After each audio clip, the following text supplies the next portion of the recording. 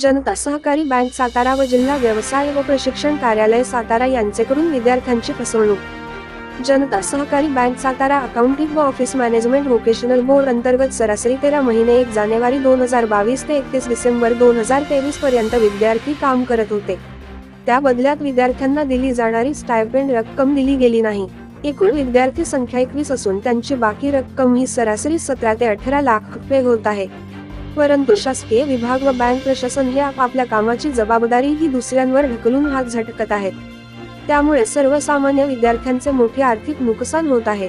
याकरिता रक्कम विद्यार्थ्यांना बँकेच्या दराने व्याजासहित परत मिळावी, अन्यथा युवा सेना व सर्व विद्यार्थी सदर शासकीय विभागाच्या 13 फेब्रुवारी 2024 रोजी टाळे ठोकून त्या ठिकाणी ठिय्या आंदोलन करणार आहेत व या दरम्यान कोणतेही शासकीय नुकसान झाल्यास सदर विभाग जबाबदार असेल, असे निवेदन सातारा जिल्हाधिकारी यांना आज देण्यात आले। तसेच सचिव उद्धव बाळासाहेब ठाकरे, युवा सेना सचिन मोहिते जिल्हा प्रमुख यांच्या मार्गदर्शनाखाली युवा सेना उपजिल्हा प्रमुख यांच्या नेतृत्वात जिल्हाधिकारी कार्यालय येथे आंदोलन करण्यात आले। न्यूज मराठी लाईव्ह, प्रतिनिधी श्री जितीन वेंदे सातारा। जय महाराष्ट्र। मी सचिन मोहिते, शिवसेना जिल्हा प्रमुख सातारा। माझ्यासोबत युवा सेनेचे जिल्हा प्रमुख माऊली पिसाळ, उपजिल्हा प्रमुख सागर धोत्रे, आमचे तालुका प्रमुख सागर रायते, तालुका प्रमुख सुनील पवार, त्याचबरोबर शहर प्रमुख शिवराज टोनपे असतील, शहर प्रमुख आमचे नवनियुक्त बनगे साहेब असतील, असे सर्वच पदाधिकारी। आता सर्वच पदाधिकाऱ्यांची नावं काय घेत नाही, सर्व पदाधिकारी आणि आमच्यासोबत या काही भगिनी आमच्या या ठिकाणी आलेल्या आहेत। विषय यांचा खूप गंभीर विषय आहे, परंतु या विषयावर कोणीही बोलायला तयार नाही। मुद्दा असा झाला होता की महाराष्ट्र राज्याचं एक व्होकेशनल बोर्ड आहे, अकाउंटिंग अँड ऑफिस मॅनेजमेंट। या बोर्डाच्या अंतर्गत मुलींना एक प्रशिक्षणासारखं एक काम दिलं जातं। याच्या अंतर्गत ज्या क्षेत्रातल्या ह्या आहेत त्याच्यानुसार यांना बँकिंगमध्ये काम करण्याची एक संधी दिली जाते। या अंतर्गत त्या मुलींना काम केलेल्याच्या बदल्यात एक स्टायपेंड रक्कमसुद्धा त्यांना शासनाकडून दिली जाते।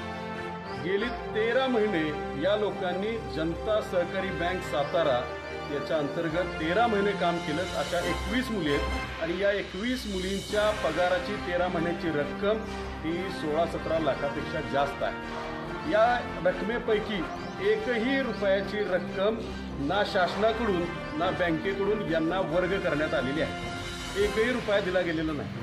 आज शासकीय कर्मचाऱ्यांचे एकाच महिन्याचा जर पगार असेल, एकाच महिन्याचा पगार, तरी देखील त्या एकाच महिन्याचा पगार जर थकला तर यांचे सरकारी अधिकारी हे रस्त्यावर उतरायला देखील कमी करत नाहीत, अशी यांची परिस्थिती आहे।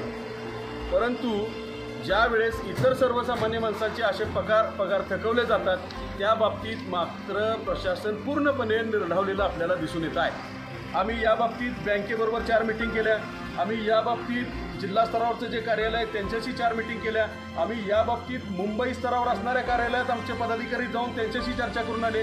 या बाबतीत जिल्हाधिकाऱ्यांना 3-3 वेळा निवेदन दिलं गेलेलं आहे। म्हणजे नक्की या लोकांना या मुलींचे पगार द्यायचे आहेत की नाही, हे प्रकार मुख्यमंत्री या जिल्ह्यातले असताना या ठिकाणी होत असतील तर महाराष्ट्रभर नक्की काय अवस्था आहे, हा विचार करण्यासारखा प्रश्न सर्वसामान्यांच्या मनात निर्माण होत आहे। आज आम्ही यांना शेवटचं निवेदन देत आहोत आणि एक प्रशासनाला आम्ही इशारा सुद्धा शिवसेनेच्या वतीनं दिलेला आहे की जर का दुपारी 3 वाजेपर्यंत या संदर्भात 3-3 वेळा निवेदनं देऊन बैठक होत नसेल, कारवाई होत नसेल, तर आज यांच्या जिल्हा स्तरावरच्या कार्यालयाला दुपारी 3 वाजता आमचे शिवसैनिक टाळं ठोकतील आणि त्याच्या बाहेर बसून राहतील, जोपर्यंत या प्रश्नाचा उकल होत नाही, या प्रश्नाचं उत्तर मिळत नाही, या मुलींचे पगार मिळत नाही, तोपर्यंत हे आंदोलन मोठ्या स्वरूपात असंच चालत राहील।